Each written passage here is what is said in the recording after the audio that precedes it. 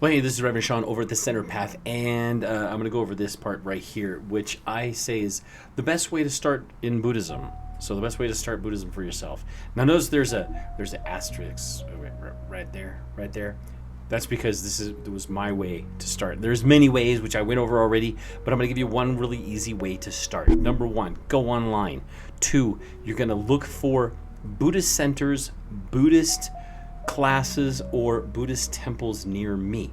When you find something like that, contact them. Go on Facebook and contact them, or go on whatever they have.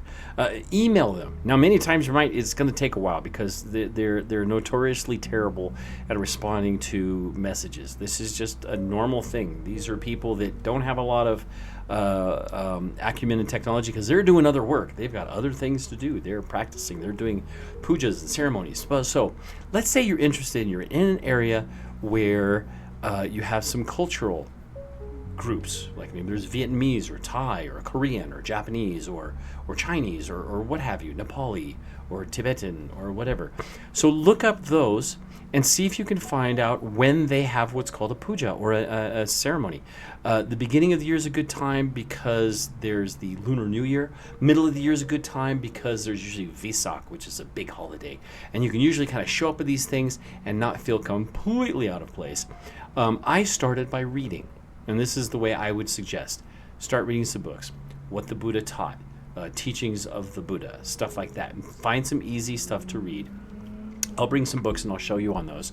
And look for some easy things. Go on some websites. Look up buddhanet.net. It's a really, really good one. A lot of basic stuff on there.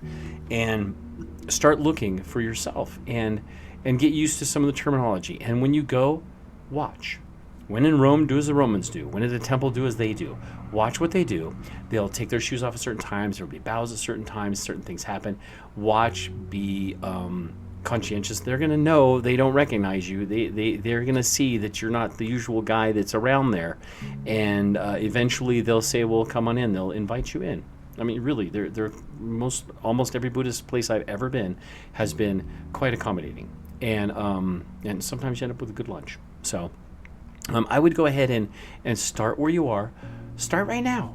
You know, whether you're Catholic or whether you're Christian or whether you're Jewish or whether you're Muslim or what have you and you're interested, still you can go to these places and you can start to meet with people and see the similarities between what you learned and what they know.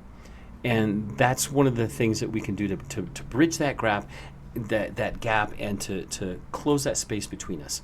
So if you're interested in learning about Buddhism, becoming a Buddhist, go there. Go to where it's at. That's my advice. Now, like I said, I started with reading and martial arts.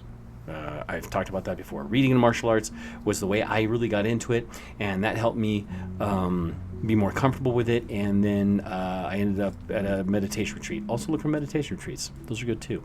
Anyway, this is just some advice from me for you to get into Buddhism if you're interested. If you're interested, you have other questions, let me know down in the comments. I can always find you a place too. I mean, let me know where you're at.